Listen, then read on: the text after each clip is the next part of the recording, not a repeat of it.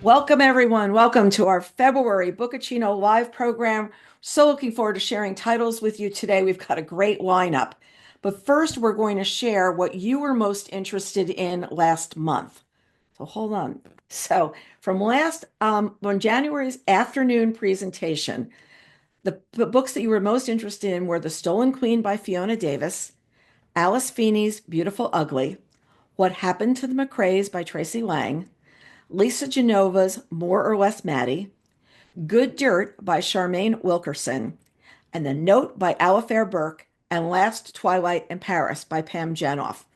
And what's really interesting is the first, I got two, four, five, six of these. I haven't read the Pam Jenoff yet. Were all best on selections. So I love that you were as interested as I was in reading these. And then we did an evening event where we did all of winter. We went further into the year, into, I guess it was mid-March. Tom had a cutoff for us. And the top books then were The Stolen Queen again, Beautiful Ugly, Good Dirt, Queens of Crime by Marie Benedict, More or Less Maddie, Lisa Genova, What Happened to the McCraes, and 3 Days in June by Ann Tyler. So we always love seeing what you are looking forward to reading. So there's the lineup from the questionnaire that the live participants answered at the end. Now let's get into what's up right now. So in fiction, we've got by Eleanor Lippman, Every Tom, Dick, and Harry. And you know her as the author of Ms. Demeanor. It's out this week. Taking over her parents' estate sale business is not the life's work that Emma Lewis bargained for.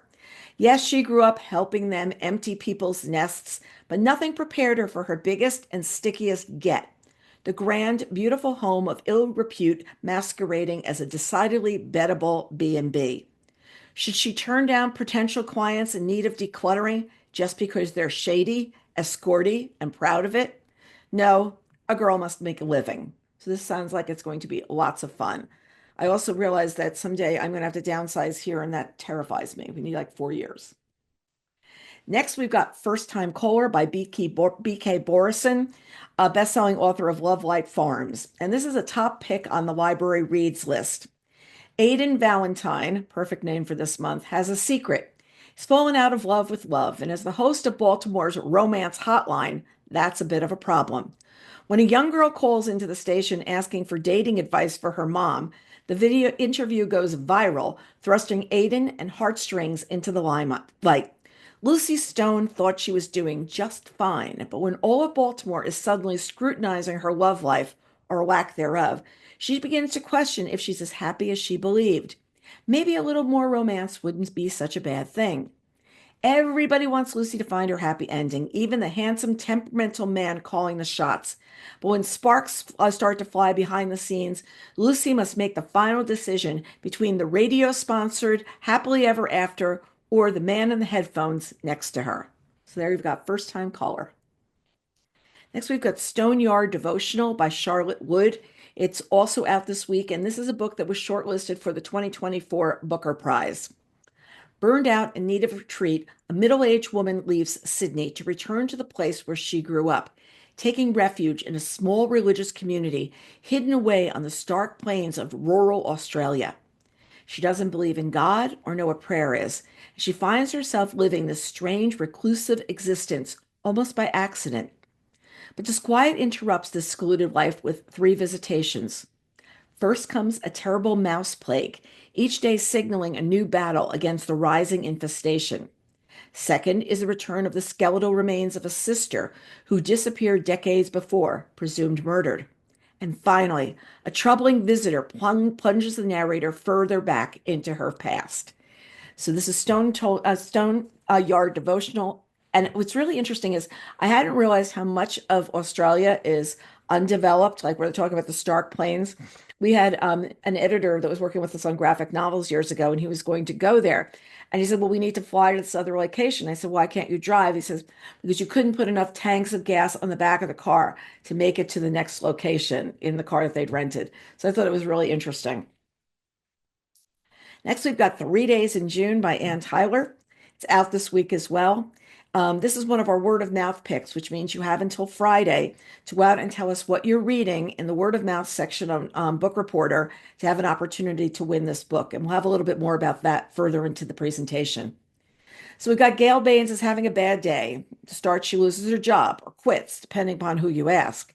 Tomorrow, her daughter is getting married, and she hasn't even been invited to the spa day organized by the mother of the groom. I think that's pretty bad. We're not invited to that. Then Gail's ex-husband, Max, arrives unannounced on her doorstep, carrying a cat without a place to stay and without even a suit. And those two things might say why she has an ex-husband, but I'm not saying anything. I haven't read it yet. But the true crisis lands when Debbie shares with her parents a secret that she's just learned about her husband-to-be. It will not only throw the wedding into question, but it will also stir up Gail and Max's past. So she's the Pulitzer Prize winning author of A Spool of Blue Thread. This one sounds really great. It's not super long. I have it on my shelf and I'm dying to read it. And you see the cat peering out there in the window. Next, from Amanda Peters, we've got Waiting for the Long Night Moon, and you know her as the best-selling author of The Berry Pickers. We had her for one of our Bookaccino live events back in November, and everybody loved that evening. So here she's got a debut collection of short fiction, which melds traditional storytelling with beautiful spare prose to describe the dignity of the traditional way of life, the humiliations of systemic racism, and the resilient powers to endure. Here's some of the stories. A young man returns from residential school only to learn that he can no longer communicate with his own parents. A grieving mother finds purpose and healing on the front lines as a water protector. A nervous child dances in her first Miwa, and I believe that would be her first Miwa event. The collection also includes the Indigenous Voices award-winning and title story, Waiting for the Long Night Moon. It's sometimes sad, sometimes disturbing, but always redemptive. These stories will remind you where there is grief, there is also joy. Where there is trauma, there is resilience. And most importantly, there is power. So there you've got Waiting for the Long Night Moon. Next, from Jojo Moyes, we've got We All Live Here. It's also out this week. Lila Kennedy has a lot on her plate. Broken marriage, two wayward daughters, a house that's falling apart, and an elderly stepfather who seems to have quietly moved in. Her career is in free fall, and her love life is, well, let's just say complicated. So when Lila's real dad, the man she's barely seen since he ran after Hollywood 35 years ago, suddenly appears on her doorstep, feels like the final straw. But it turns out even the family you thought you could never forgive might have something to teach you about love and what it actually means to be a family. This is such a really pretty cover. Next, we've got We Would Never by Tova Miras. And Tom and I were lucky enough to go to a luncheon where she was talking about this book. And the impetus for it came from a true life story of something that happened down in Florida, though she was kind of obsessed with the case. So here's what's going on in the book.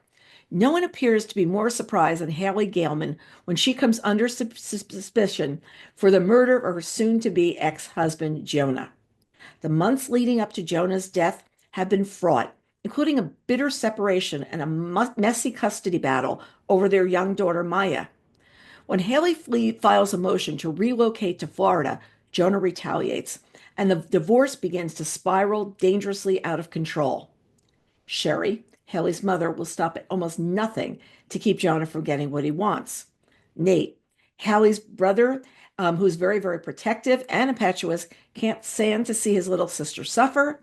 And Solomon, the patriarch, is keeping a secret that threatens the stability and security Sherry has worked so hard to maintain. Soon they're forced to reckon with who they are as individuals and as a family, and just how far they will go for each other. Really, she did such a great job of talking about this. It's one of those books that you're like dying to read. And Tom Perrotta said this is gripping and illuminating. Once you were set on this book, you won't want to put it down. So there you go. Next, we've got Crush by Ada Calhoun. Love the way they do with the engagement ring or the wedding ring. She's happy and settled and productive and content in her full life, a child, a career, an admirable marriage, deep friendships, happy parents, and a spouse she still loves. But when her husband urges her to address what the narrow labels of husband and wife force them to edit out of their lives, the very best kind of all hell breaks loose. Using Ada Calhoun's personal experience as a jumping off point, Crush is about the danger and liberation of chasing desire, the havoc it can wreak, and most of all, the clear sense of oneself finds when the storm passes. So there you've got Crush. Next, we've got Deep Cuts by Holly Brickley. It's on sale on February 25th. In fall 2000, it's a Friday night in a campus bar near Berkeley, and Percy Marks is pontificating about music again. Hall & Oates are playing on the juice box, and Percy, who has no talent for music, just lots of opinions about it, can't stop herself from overanalyzing the song, indulging what she knows to be her most annoying habit. But something's different tonight. The guy beside her at the bar, fellow student Joe Morrow, is a songwriter, and he could listen to Percy talk all night. Joe asks Percy for feedback on one of his songs, and the results kick off a partnership that will span years, ignite new passions in them both, and crush their egos again and again. Is their collaboration worth the cost, or is Percy holding back from finding her own voice? So there we've got Deep Cuts. Next, we've got Show, Don't Tell by Curtis Sittenfeld. You know her as the best-selling author of romantic comedy and Prep. In her second short story collection, Curtis Sittenfeld shows why she's as beloved for her short fiction as she is for her novels. In these dazzling stories, she conjures up characters so real that they seem like old friends, laying bare the moments when their long-held beliefs are overturned. In The Patron Saints of Middle Age, love that one, a woman visits two friends she hasn't seen since her divorce. In A for Alone, a married artist embarks on a creative project intended to disprove the so-called Mike Pence rule, which suggests that women and men can't spend time alone together without lusting after each other. And in Lost But Not Forgotten, Sittenfeld gives readers of her novel Prep a window into the world of her beloved character, Lee Flora, decades later, when Lee attends an alumni reunion at her boarding school. That alone has got to make the book fun. So there you go. Don't show, don't tell. Next, we've got Broken Country by Claire Leslie Hall, coming from Simon & Schuster on March 4th. This book's been getting a lot of buzz. Beth and her gentle, kind husband, Frank, are happily married. The relationship relies on the past staying buried. But when Beth's brother-in-law shoots a dog going after their sheep, Beth doesn't realize that the gunshot will alter the course of their lives. For the dog belonged to none other than Gabriel Wolfe, the man Beth loved as a teenager, the man who broke her heart years ago. Gabriel's returned to the village with his young son Leo, a boy who reminds Beth very much of her own son, who died in a tragic accident. As Beth is pulled back into Gabriel's life, tensions around the village rise, and dangerous secrets and jealousies from the past resurface, this time with deadly consequence. Beth is forced to make a choice between the woman she once was and the woman that she has become, and that is Broken Country. Sounds terrific. Next, we've got We Pretty Pieces of Flesh by Colwell Brown, coming on March 4th. Ask any non-Northern, they will only know Donny as a punchline of a joke or a place they changed trains once on the way to London. Ontway, and I'm saying that correctly. Doncaster is also the home of Rash, Shaz, and Kell, Bezzy since childhood, and Donny Lasses through and through. Never mind that Rach is skeptical of Shaz's bolder plots, or that Shaz, who's come from the rougher edge of town, feels left behind when the others begin plotting a course to uni, or that Cal sometimes feels split in two, trying to keep the peace. The girls are inseparable, and their friendships are indestructible, as they are. But as they grow up and away from each other, a long-festering secret threatens to rip the trio apart. As I keep thinking of these people, that the secret's to rip them apart, I'm trying to think of anybody from like grade school or high school that could rip the apart, or maybe college. Here you've got The Dressmakers of London by Julia Kelly. We're in our historical fiction category, folks, and this is coming out on February 18th. Isabel Shelton has always found comfort in the predictable world of her mother's dressmaking shop, Mrs. Shelton's Fashions, while her sister Sylvia turned her back on the family years ago to marry a wealthy doctor whom Izzy detests. When their mother dies unexpectedly, the sisters are stunned to find that they've jointly inherited the family business. Izzy is determined to buy Sylvia out, but when she's conscripted into the WAAF, she's forced to seek Sylvia's help to keep the shop open. Realizing this could be her one chance at reconciliation with her sister, Sylvia is determined to save Mrs. Shelton's Fashions from closure and financial ruin. Through letters, the sisters begin to confront old wounds, new loves, and the weight of family legacy in order to forge new beginnings. The Dressmakers of London by Julia Kelly. And you know her, she's the writer of The Light Over London. Next, we've got a very special book. How many of you have read The Nightingale? I bet we could see a show of hands on that one. The Nightingale came out 10 years ago. Can you believe it? I can't believe it. 10 years ago, this book came out, and it is now has a 10th anniversary edition, which is coming out. And it's absolutely stunning. I actually have a copy. I'll pull it like for the after show. It's a deluxe edition featuring hardcover jacket with foil and embossing, gorgeous designed edges, and they are absolutely beautiful, a ribbon bookmark, exclusive four-color end papers, and a decorative foil stamp on the front case. We all know this book, but for those of you who haven't, here you go. With courage, grace, and powerful insight, Kristen Hanna captures the epic panorama of World War II and illuminates an intimate part of history seldom seen, the Women's War.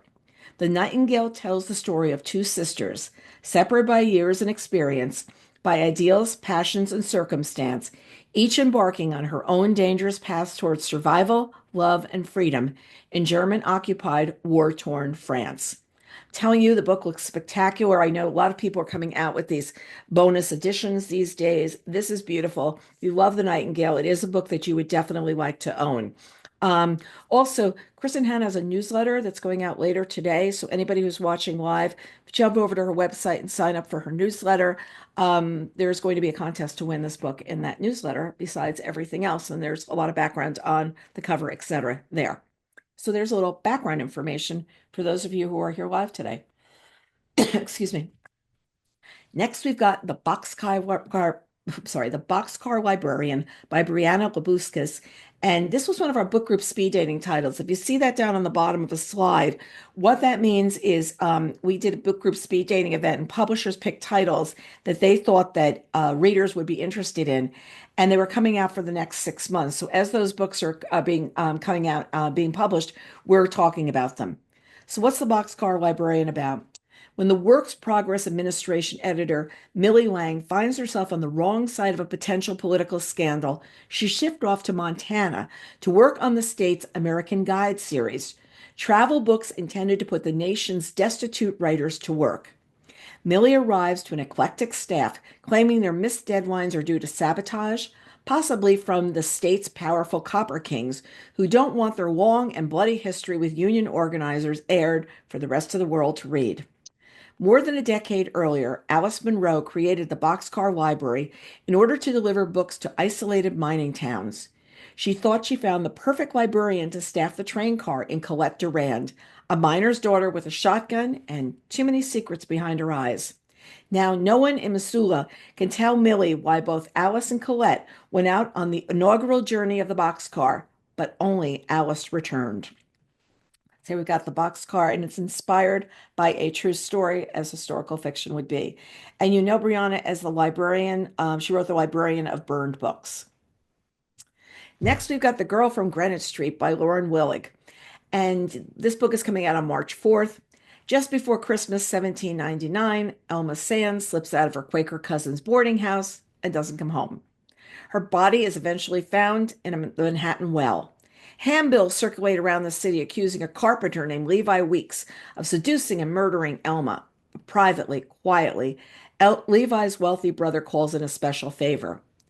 Aaron Burr's legal practice can't finance both his expensive tastes and his ambition to win the 1800 New York election. To then Levi Weeks is a double win, a hefty fee plus a chance to grab headlines. Alexander Hamilton has his own political aspirations. He isn't going to let Burr monopolize the public's attention. If Burr is defending Levi Weeks, then Hamilton will too. As the trial and the election draw near, Burr and Hamilton race against time to save a man's life and destroy each other at the same time.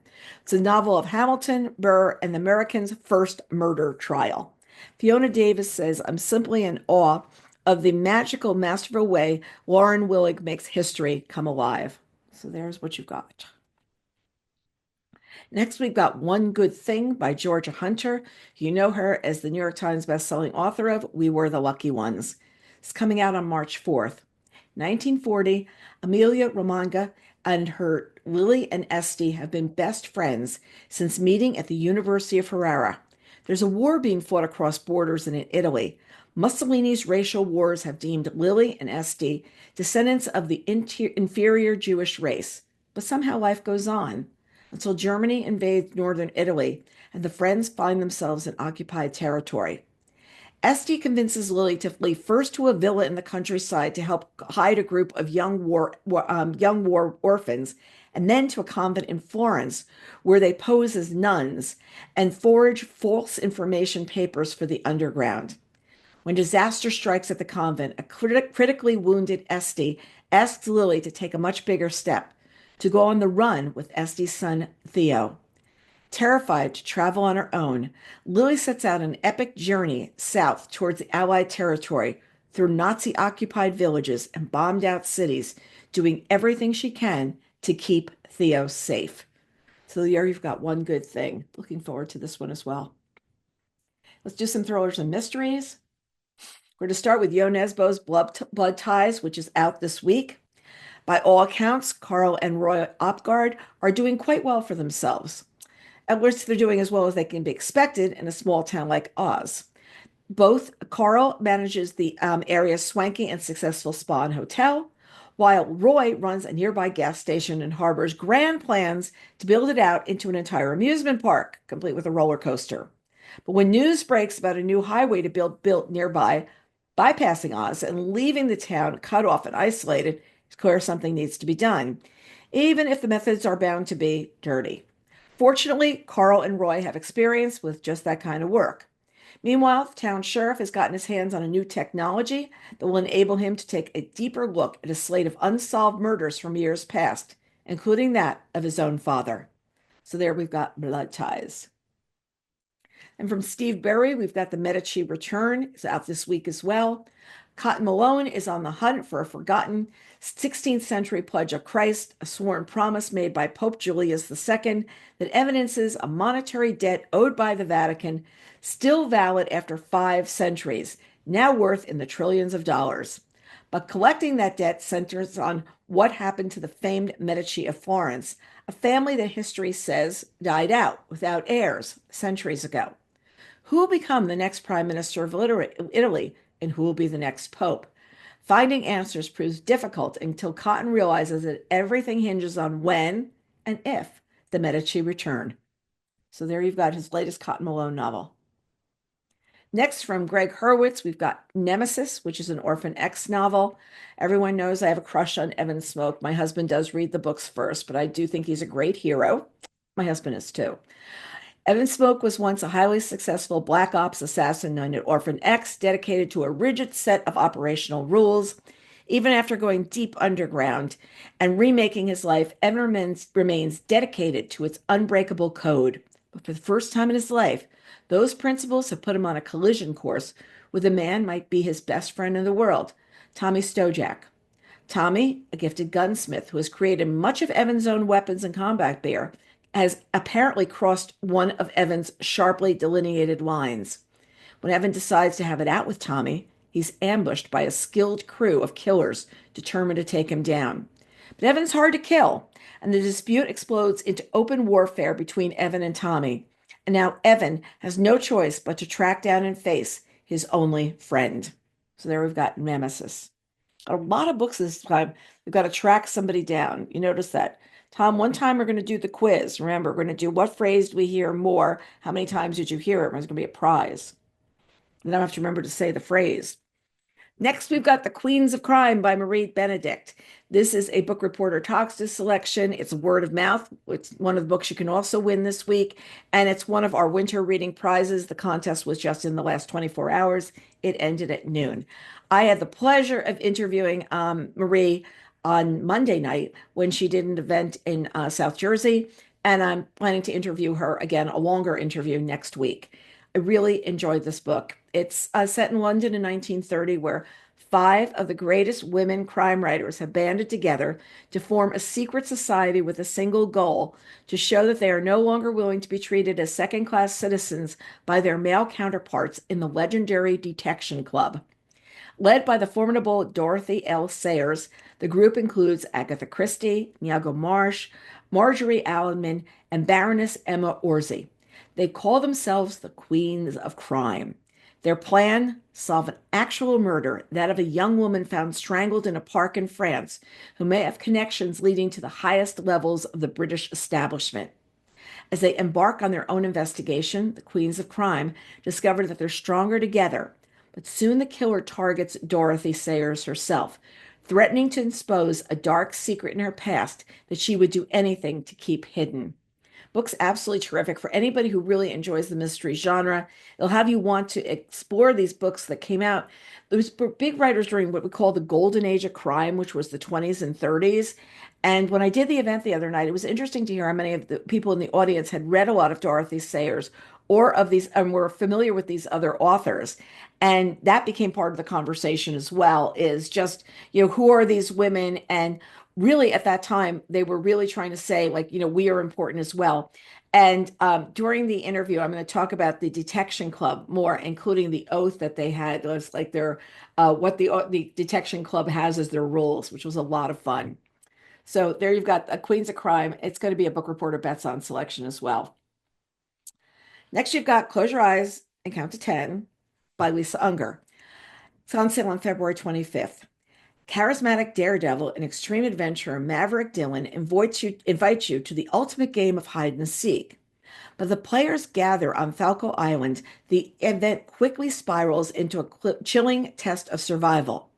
A storm rages as a deadly threat stalks the contestants, turning the challenge into something far more sinister than the social media stunt it was intended to be. Enter Adele, a single mother with a fierce determination to protect her children at all costs. When she begins the game, she unwittingly enters a twisted web of deception and intrigue. Can she maneuver through the treacherous storm and the relentless competition to get home to her family?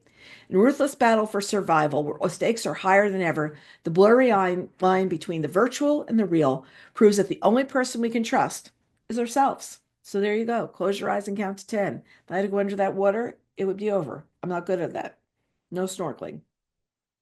Next, we've got Famous Last Words by Gillian McAllister. One morning he's a husband, by nightfall he's a criminal, and these are his last famous words. And you know her as the writer of Wrong Place, Wrong Time. Okay, this is coming on February 25th. June 21st, the longest day of the year, my favorite day of the year, just so you know, I always want to have a party that day because it's bright into the evening. Back to the story. A new mother, Camilla's life is about to change forever. After months of maternity leave, she will drop her infant daughter off at daycare for the first time and return to her job as a literary agent. But when she wakes, her husband Luke isn't there, and in his place is a cryptic note. And then it starts. Breaking news. There's a hostage situation developing in London. The police arrive, and they tell her Luke is involved, but he isn't a hostage. Her husband, doting father, eternal optimist, is the gunman. What she does next is crucial, because only she knows what the note he left behind that morning says. So there are the famous last words. Next, from Sandra Brown, we've got Blood Moon. This book, Sandra Brown usually has a book that comes out in August. I get to float in the pool and read it. She's coming out March 4th for all you Sandra Brown lovers. She's coming out a new time of year. There'll be no floating in the pool reading this one for me. I'll have to come up with something, I don't know, pedaling on the exercise bike or something. But here we go. Detective John Bowie is one step Detective John Bowie, I'm betting, is one misstep away from being fired from the Eau Claire Police Department in coastal Louisiana. Recently divorced and slightly heavy-handed with his liquor, he does all that he can to cope with the actions taken or not taken during the investigation of Chrissy Mellon, a teenage girl who disappeared more than 3 years prior. But now Crisis Point, a long-running true crime television show, is set to air an episode documenting the unsolved case. Beth Collins, a senior producer on Crisis Point, is convinced that Chrissy's disappearance was not an isolated incident. A string of disappearances of teenage girls in nearby areas has only one thing in common. They took place on the night of a blood moon. In a last-ditch effort to find out the truth, Beth leaves New York for Louisiana to enlist Detective Bowie and help her figure out what happened to Chrissy and the true culprit before he acts on the next blood moon in 4 days' time. So there you've got Blood Moon, folks. I often thought about writing a book that would have each chapter like about the moon. It's still in the back of my head, but believe me, I'm so busy, it's way in the back of my head. Next, we've got Count My Lies by Sophia Stava. It's coming on March 4th as well. Sloane Caraway is a liar. Harmless lies mostly to make her self-proclaimed sad little life a bit more interesting. So when Sloane sees a young girl in tears in a park one afternoon, she can't help herself. She tells the girl's very attractive dad she's a nurse and helps him pull a bee stinger from the girl's foot. With this lie and a chance encounter, Sloane becomes nanny for the wealthy and privileged Jay and Violet Lockhart, the perfect New York couple with a brownstone, a daughter in private schools, and summers on Block Island. But maybe Sloane is not the only one lying, and all that picture perfect harbors a much more dangerous truth. Oh my gosh, everyone lies. Leah Moriarty said this is the very definition of a page turner. So count my lies, cross your fingers.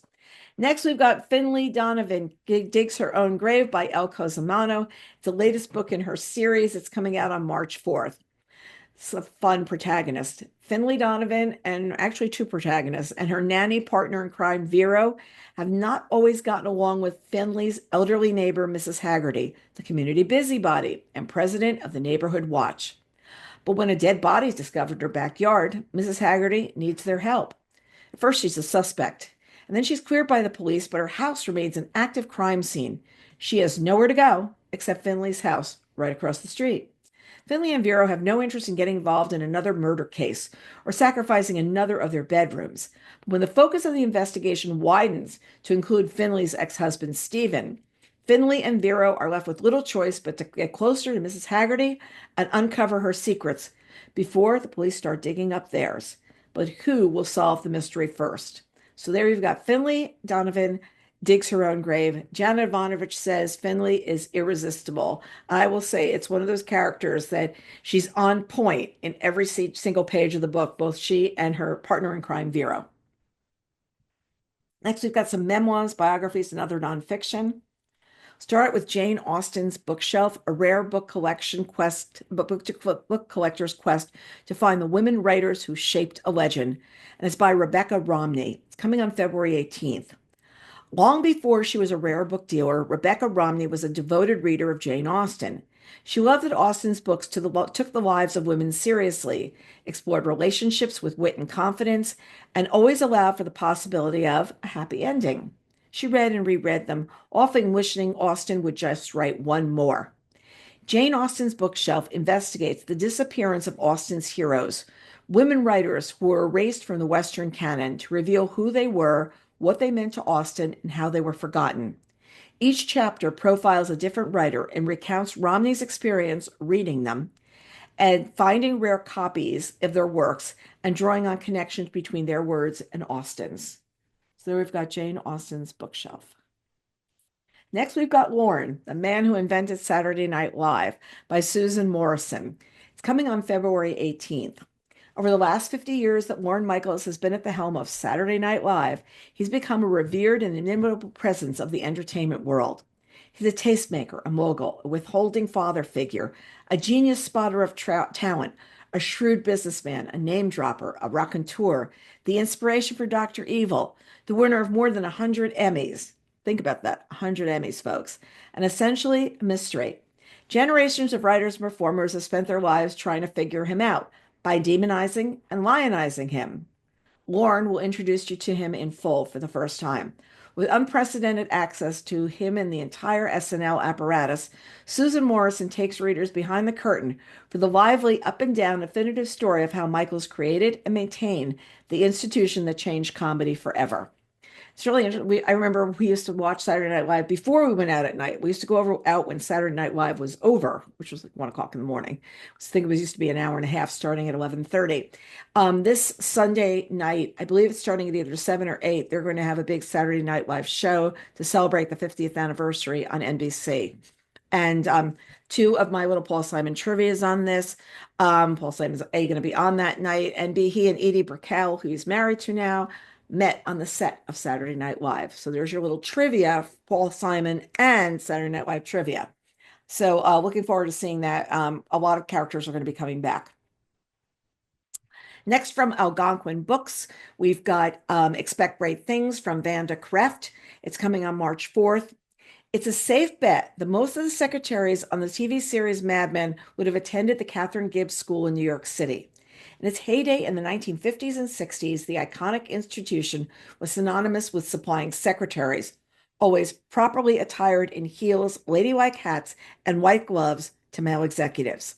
And Expect Great Things, Vanda turns the notion of a Gibbs girl on its head, showing us that while school was getting women who could type 90 words a minute into the C-suite, its more subversive mission was to get them out of the secretarial pool to assume positions of power on the other side of the desk.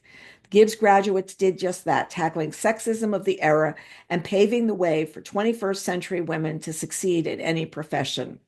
And it was really interesting when I first started working. I was working at a newspaper in the summers, and the advertising director said, "Could you come in and take a letter?" Like, I asked where. I had no idea. Expect me to sit down and take dictation, which I had no idea of how to do. And he said, "You should really learn this. It will get you ahead far in life." He goes, "Just think, you could be like, working with me." And I said, "Actually, I saw myself as sitting in your chair." And needless to say, I walked back out to my desk and I did not take the dictation. When the woman came back, I looked at all her squiggles on the page and I could never be able to decipher them. But yes, it was really, and there's a book that came out a couple of months ago that talks about the women that were behind the scenes on Wall Street and how they also turned from being, sitting in one spot at working at these foreign firms and then moving themselves up. So there's a real story there of what's happened really over the last years, starting in the 50s and 60s. Next, we've got Propaganda Girls, the Secret War of the Women in the OSS. Betty McDonald was a 28-year-old reporter from Hawaii. Zuka Lawlers grew up in a tiny Czechoslovakian village and knew 5 languages by the time she was 21. Jane Smith Hutton was the wife of a naval attaché living in Tokyo. Marlene Dietrich, the German-American actress and singer, was one of the biggest stars of the 20th century. These 4 women, each fascinating in her own right, together contributed to one of the most covert and successful military operations in World War II. As members of the OSS, their task was to create a secret band of propaganda produced with the sole aim to break the morale of Axis soldiers. Working in the European theater across enemy lines in occupied China and Washington, D.C., Betty, Zuka, Jane, and Marlena forged letters and official military orders, wrote and produced entire newspapers, scripted radio broadcasts and songs, and even developed rumors for undercover spies and double agents to spread to the enemy. And outside of the small group of spies, no one knew they existed until now. So Lisa Rogach has their story, Propaganda Girls. Next, we've got Take Manhattan by Russell Shoto, the extraordinary events that created New York and shaped America. It's coming in March on March 4th. This was another book group speed dating title. In 1664, England decided to invade the Dutch-controlled city of New Amsterdam on Manhattan Island. Charles II and his brother, the Duke of York, had dreams of empire, and their arch rivals, the Dutch, were in the way. But Richard Nicolls, the military officer who led the English flotilla bent on destruction, changed his strategy once he encountered Peter Stuyvesant, New Netherlands canny and director general. Taking Manhattan reveals the founding of New York to be an invention, the result of creative negotiations that would blend the multi-ethnic capitalist society of New Amsterdam with the power of rising English empire. But the birth of what might be termed the first modern city is also the story of the brutal dispossession of Native Americans and of the roots of American slavery. So it sounds really interesting, especially as somebody who worked in New York for such a long period of my life. With the real history of places, when you stand someplace and you realize you're standing on land that who stood on before. I remember when Fiona Davis wrote the book that was about the Dakota, we realized the building across from us was called the Wyoming. And the reason it was the Wyoming is people never thought any would go further north than the Wyoming. So that was the biggest apartment building. And then when the Dakota opened, it was like on dirt streets, and really how the whole development of New York happened, including moving uptown and what that meant. So books like this are interesting because it's even earlier of what shaped the city. Now I've got some April titles to look forward to. Let's start out with The Fourth Girl by Wendy Corsi Staub. It is coming on April 1st. On prom night, Carolyn Winterfield walked away from the ruins of an abandoned mansion called Haven Cliff and into the woods, never to be seen again. Only her three best friends know what really happened. But a secret is secret, a promise is a promise, even when it shatters lifelong friendships. On the 25th anniversary of that night, Midge, Kelly, and Talia reunite at Haven Cliff, now a gleaming architectural jewel. They aren't alone. Someone is watching. Someone who knows what really happened to Caroline and to the man who now lies dead a stone's throw from where she was last seen. Police Detective Midge knows she's dealing with a murder the moment she sees the item clutched in his lifeless hand. Only three other people in the world could grasp its significance. That means Kelly and Talia are either involved or in danger because Caroline's long gone. Or is she? So there we've got The Fourth Girl. Next, we've got Heartwood by Amity Gage. This is also coming on April 1st and was another book group speed dating selection. In the heart of the Maine woods, an experienced Appalachian trail hiker goes missing. She's 42-year-old Valerie Gillis, who has vanished 200 miles from her final destination. Alone in the wilderness, Valerie pours her thoughts into fractured poetic letters to her mother as she battles the elements and struggles to keep hoping. The heart of the investigation is Beverly, the determined Maine state game warden tasked with finding Valerie, who leads the search on the ground. Meanwhile, Lena, a 76-year-old bird watcher in a Connecticut retirement community, becomes an unexpected armchair detective. Roving between these compelling narratives, a puzzle emerges, intensifying the frantic search as Valerie's disappearance might not have been accidental. Let's look at this really cool cover.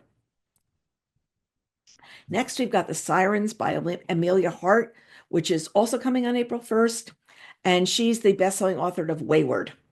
Lucy awakens from a dream to find her hands around her ex-lover's throat. Horrified, she flees to her older sister's house on the Australian coast, hoping she can explain the strangely vivid nightmare that preceded the attack, but Jess is nowhere to be found. As Lucy awaits her return, the rumors surrounding Jess's strange small town start to emerge. Numerous men have gone missing at sea, spread over decades. Tiny baby was found in a cave, and sailors tell of hearing women's cries on the waves. Desperate for answers, Lucy finds and begins to read her sister's adolescent diary. Breathtaking tale of female resilience and the bonds of sisterhood across space and time, The Sirens captures the power of dreams and the magic and mystery of the sea. So there you've got The Sirens. It's a really beautiful cover. Next, we've got Jennifer Chiaverini with The World's Fair Quilt. That's coming on April 1st as well. Sylvia Bergstrom Compson is contemplating the future of her beloved Elm Creek quilt. The Elm Creek Quilt Camp remains the most popular quilters' retreat in the country, but unexpected financial difficulties have beset them and the Bergstrom family's stately 19th century manor. Summer Sullivan, a founding Elm Creek quilter, the tongue tire, arrives to discuss an antique quilt that she wants to display at the Waterford Historical Society's quilt exhibit. When Sylvia and her sister Claudia were teenagers, they had entered a quilt in the Sears National Quilt Contest for the 1933 Chicago World's Fair. Summer believes that their quilt would be perfect for the Historical Society's exhibit. Sylvia's hesitant to lend out the quilt, which has been stored in an attic for a decade, and as she retraces the quilt's history for Summer, she makes an unexpected discovery, one that restores some of her faith in this unique work of art and helps shine some light on a way forward for the Elm Creek quilt. Yeah, let me do that one more time. Elm Creek Quilts community. So there you've got The World's Fair Quilt. Next, we've got The Float Test, which is also a book group speed dating title by Lynn Steger Strong. It's coming on April 8th. The Kenner siblings are at odds. Jen is a harried mom struggling under the weight of family obligations. Fred is a novelist who can't write, maybe because she's lost faith in storytelling itself. Jude is a recovering corporate lawyer with her own story to tell and a grudge against her former favorite sister, Fred. George, the baby, is estranged from his wife and harboring both a secret and his former employer, and again about his former employer and an ill-advised crush on one of the sister's friends. Gathered after a major loss Each sibling needs the others more than ever, if only they could trust each other. So there you've got the float test. How's that going to end up working out? And she's the author of Flight. Next, from Jennifer Weiner, she's got a new publisher and she's got a new book. And this is called The Griffin Sisters' Greatest Hits. It's coming on April 8th. Sisters Cassie and Zoe Grossberg were born just a year apart, but could not have been more different. Zoe is yearned for fame from the moment she could sing into a hairbrush. Cassie was a beautiful musical prodigy who never felt at home in her own skin and preferred the safety of the shadows. On the brink of adulthood in the early 2000s, destiny intervened, catapulting the sisters into the spotlight as the pop sensation, the Griffin Sisters. But after a whirlwind year in the public eye, the band abruptly broke up. 2 decades later, Zoe's a housewife and Cassie's off the grid. Sisters aren't speaking, and the real reason for the Griffin sisters' breakup is still a mystery. Zoe's teenage daughter, Cherry, who was determined to be a star in spite of Zoe's warnings, is on a quest to learn the truth of what happened to the band all those years ago. So they were their greatest hits. You know, I still think people that were in these boy and girl bands, what do you want to do? You're doing the dishes years later, and they say, hey, kids, I can sing a song. Let me sing it for you. See how that goes. Next, we've got a book we're all looking forward to, The Maid's Secret by Nita Prose, the New York Times bestselling author of The Maid, also coming on April 8th. Molly Gray, we know Molly the maid. Her life is about to change in ways she never could have imagined. As esteemed head maid and special events manager of the Regency Grand Hotel, two good things are around the corner. Taping of the hit Antiquities TV show Hidden Treasures, and her wedding to Juan Emmanuel. When Molly brings in some old trinkets to be appraised on the show, one item is revealed to be a rare and coveted artifact worth millions. Molly becomes a rags to riches sensation, and a media frenzy swirls as she prepares to sell the priceless treasure. And then on auction day, the treasure disappears, and Molly and her friends find themselves at the center of the boldest art heist in recent memory.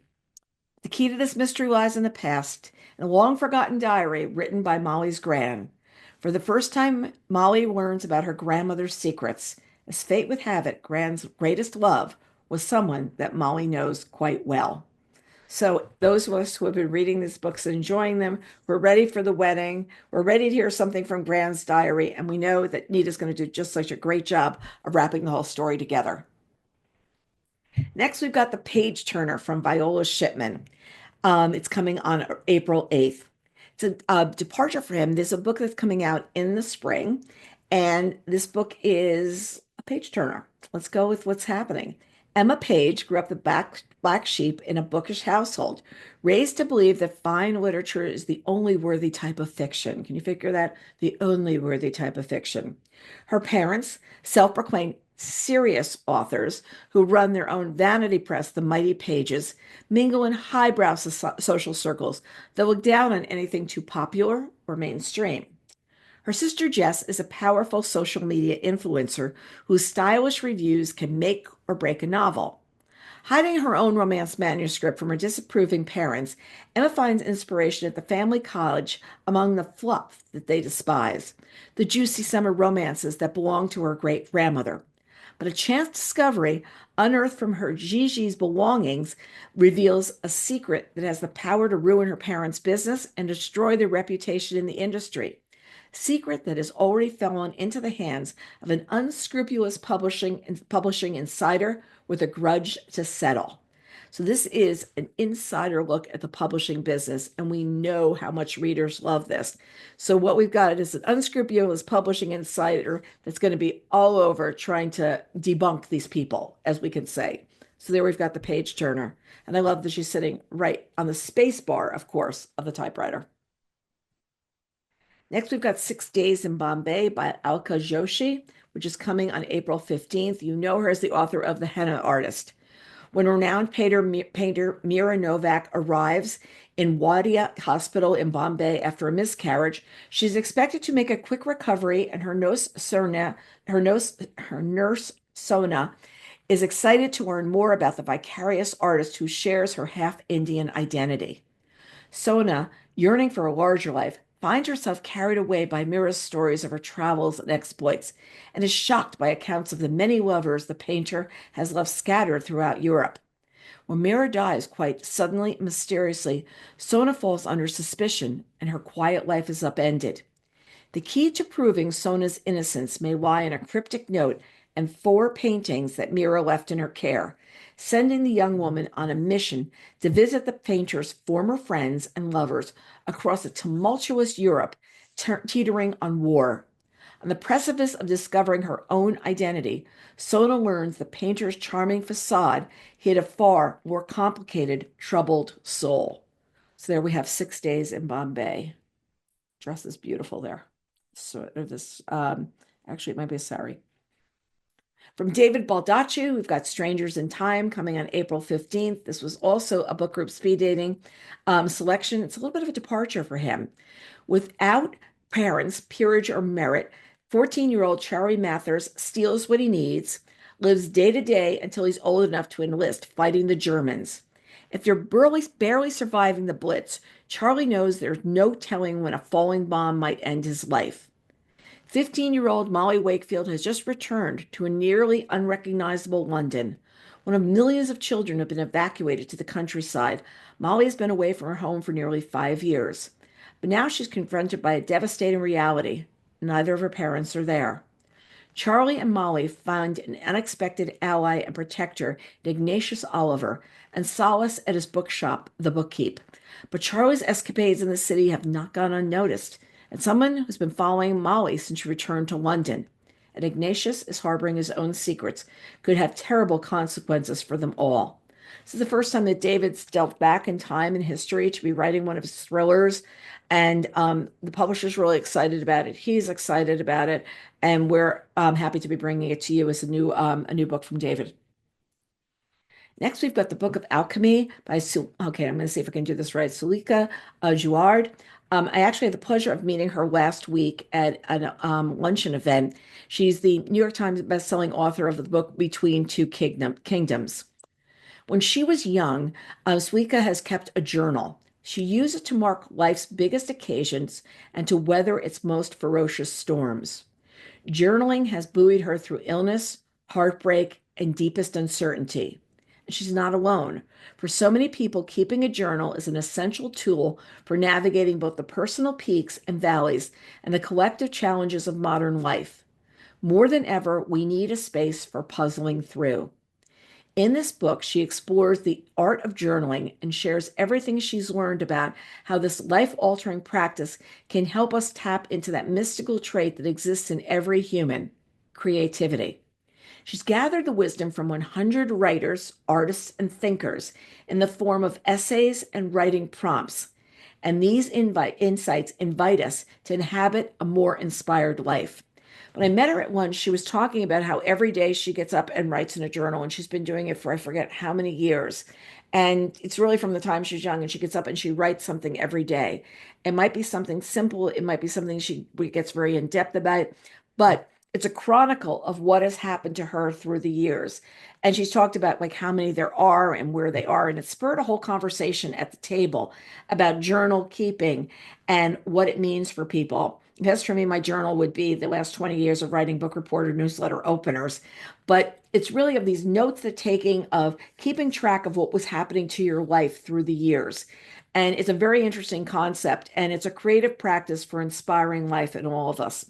It's also got a gorgeous cover that actually is a painting, and the painting was then used for the cover of the book, but I think it's just incredibly beautiful. Next, we've got Great Big Beautiful Life from Emily Henry, and we know her as the New York Times author, the #1 New York Times bestselling author of Funny Story. It's coming on April 22nd. Alice Scott is an eternal optimist still dreaming of her big writing break. Hayden Anderson is the Pulitzer Prize-winning human thundercloud. And they're both on balmy Little Crescent Island for the same reason, to write the biography of a woman no one has seen in years, or at least meet with the octogenarian who claims to be the Margaret Ives, tragic heiress, former tabloid princess, and the daughter of one of the most storied and scandalous families of the 20th century. Margaret invites them both for a 1 month trial period, after which she will choose the person who will tell her story. But the problem is, Margaret is only giving each of them a piece of the story. Pieces they can't swap to put together because of an ironclad NDA and an inconvenient yearning pulsing between the two of them every time they're in the same room. So they can't talk about what's going on, but they've each got pieces of this woman's life. So they've got the great big, beautiful life. Next, we've got Tough Luck from Sandra Dallas. It's coming on April 29th. After their mother dies, Haiti Richards and her younger brother Boots are put to work at an orphanage. Their father left 4 years earlier to find a gold mine in Colorado Territory, and since then he's only sent 3 letters. Still, Haiti is certain that he is alive, has struck gold, and will soon send for them. Patience is not one of her virtues, and soon she and her brother make a break for it. Boots and Haiti, disguised as a boy, embark on a dangerous journey deep into Western territory. Along the way, Haiti learns fast not only how to handle mules, oxen, and greedy men, but also that you're better off in a community. Hers includes a card shark, independent spinster sisters, and a very fierce dog. And once she arrives in Colorado and finds out the truth about her father, she's going to need all her friends for a get even plot worthy of The Sting. So there you've got Tough Luck by Sandra Dallas.